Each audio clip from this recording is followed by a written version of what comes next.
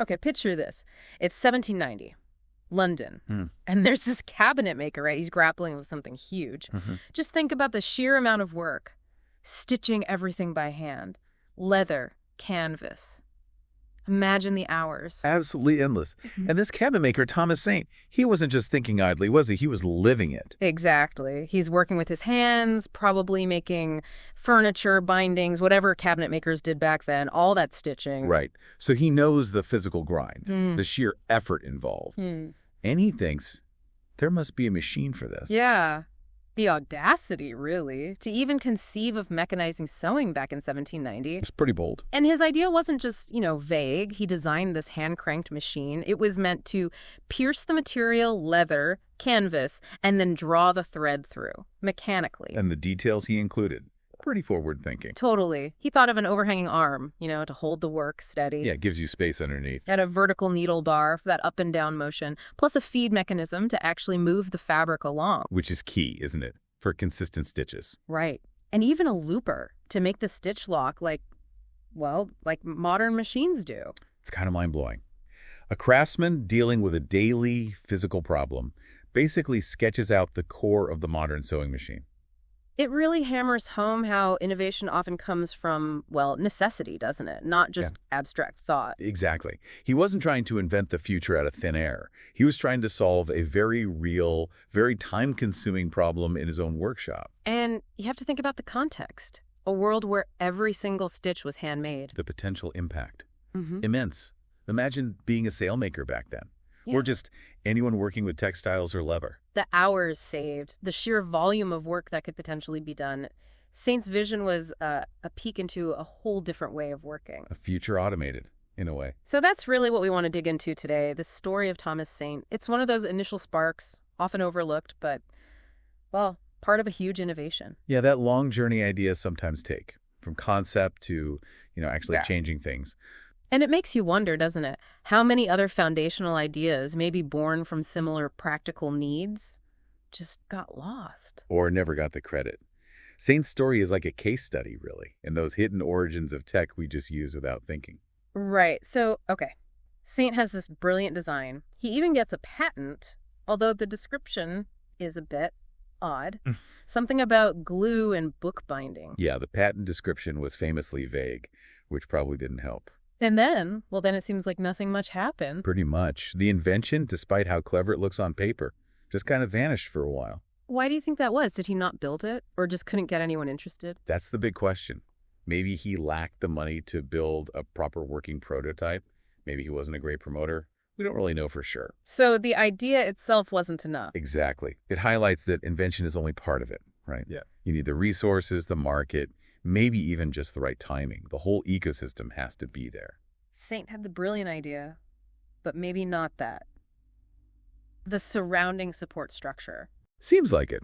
His ingenuity wasn't matched by the conditions needed for it to really take off then. The story doesn't end there, does it? There's a twist. Oh, yeah. A pretty significant one. Almost a century passes. Nearly 100 years. And then, in 1874, this other guy, William Newton Wilson. Another sewing machine maker. Right. He somehow finds Saint's old patent drawings. Stumbles upon them, basically. And here's the kicker. The drawings are so good, so detailed, that Wilson realizes he can actually build it. With just a few minor tweaks, apparently. And he does. He builds a working replica based on Saint's 1790 plans. Suddenly, this machine that was just paper for decades, it works. Incredible, isn't it? And you can actually go and see that replica. It's in the Science Museum in London today. Wow. So it kind of proves Saint's vision was sound all along. Absolutely. It's a powerful validation. The fact that someone nearly 100 years later could look at those plans and make a functioning machine, it says a lot about the original design's clarity. Yeah. But it's also a bit sad, isn't it? He never got the recognition or the benefit in his own time. Definitely poignant. By the time Wilson built the replica, the sewing machine industry was already taking shape. Other inventors were getting famous, making money. It makes you think, what if? What if Saint's machine had been built and recognized back in 1790? How different would things have been? It's one of history's great what-ifs, for sure. And it feeds into that ongoing debate. Did Saint himself ever actually build one that worked? Exactly. We don't have any physical proof from his time. No surviving machine, no record saying it stitched this. So we can't be certain it ever went beyond the drawings in 1790. We can't. But does it matter, in a way? How do you mean? Well, even if it only existed on paper back then, the act of conceiving it, of patenting the idea of mechanized sewing with those specific features, that itself was a monumental leap. Ah, right. He showed it could be thought about. He laid out the blueprint. Precisely. Whether a working model existed then or not, the intellectual breakthrough was undeniable. He planted the seed, he opened the door for others. And look what grew from that seed. The sewing machine. It changed everything. Didn't it just? Clothing entire nations, powering huge industries, driving fashion. Think about mass production, haute couture, home sewing. It all comes back to that basic concept of automating the stitch. It empowered people, transformed commerce. It's a fantastic example of how one idea, even if it starts obscurely, can just ripple outwards and reshape the world in ways the original inventor probably never even dreamed of. So if you're listening hoping for those aha moments, Saint's story is packed with them, isn't it? Definitely. There's that fascinating irony how truly world-changing innovations often start so quietly. No trumpets, no headlines. And it can take ages, decades, even a century like here, for the real significance to sink in. Which makes you think, doesn't it? What ideas are out there right now that seem small or are going unnoticed? Maybe ideas you've had or people around you. Yeah. Saint's story is kind of a nudge to look past the immediate reaction, or lack of reaction, and think longer term. So what are the big takeaways for us, you think, from his journey? Well, first off, just perseverance. He must have had some real tenacity to develop that design, even if it didn't immediately go anywhere.